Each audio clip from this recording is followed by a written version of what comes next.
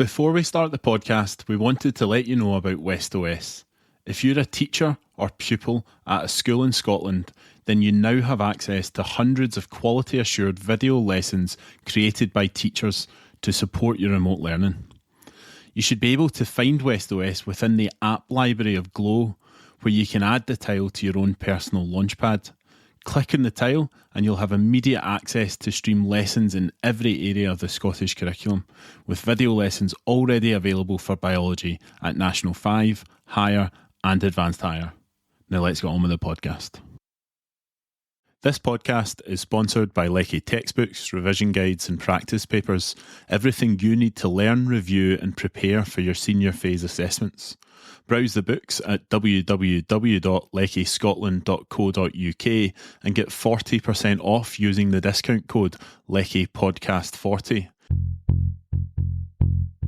We're thrilled by the overwhelming support for our episodes featuring top-notch experts delving into various biological realms. Thanks to the feedback from higher biology students, we're launching shorter, punchy revision episodes. Get ready for quick summaries of key areas to turbocharge your exam prep.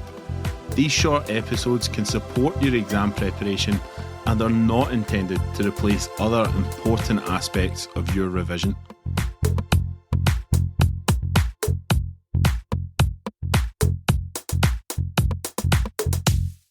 In this short revision episode, we are going to take a look at genomic sequencing. It's like cracking open the book of life to uncover its deepest secrets.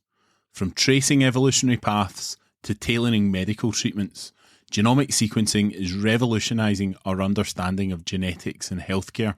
Genomic sequencing unlocks the secret of life by revealing the precise order of nucleotide bases within genes and entire genomes. But how does that work? Firstly, these computer programs play a crucial role, identifying base sequences by comparing them to known genes. The field known as bioinformatics utilises computer and statistical analysis to decipher sequence data. But how do we identify these nucleotide base sequences? This involves the use of restriction endonuclease enzymes. Restriction endonuclease enzymes recognise short sequences of DNA nucleotides known as restriction sites. They cut the DNA at this site all the way along the DNA strand.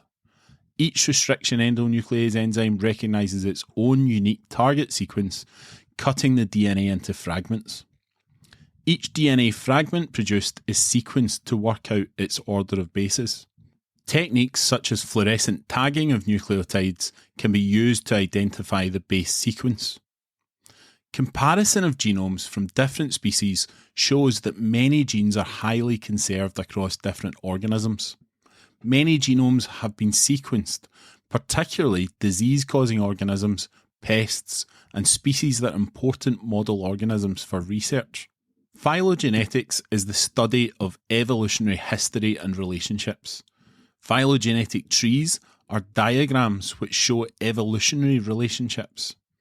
DNA nucleotide base sequences can be used as a molecular clock to show when species diverged during evolution. The use of genomic sequences as molecular clocks assumes a constant rate of mutation.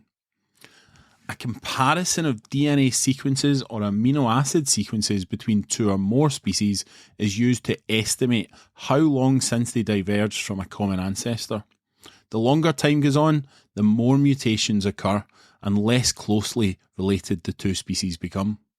This allows DNA to be used as a molecular clock to estimate how long it's been since two species evolved from a common ancestor.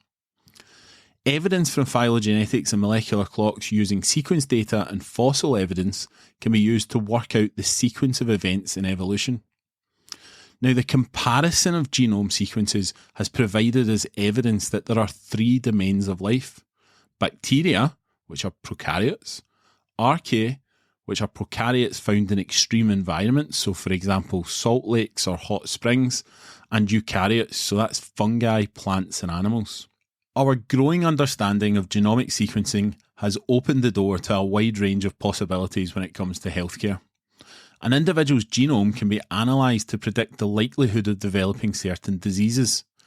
Pharmacogenetics is the use of genome information in the choice of drugs, while personalised medicine is the use of genome information to select the most effective drugs and dosage to treat an individual's disease and calculate the likelihood of treatment success. So whether unlocking the mysteries of evolution, decoding the genome's secrets, or revolutionising healthcare, genomic sequencing continues to shape our understanding of life's intricacies and holds the promise of a healthier, more personalised future.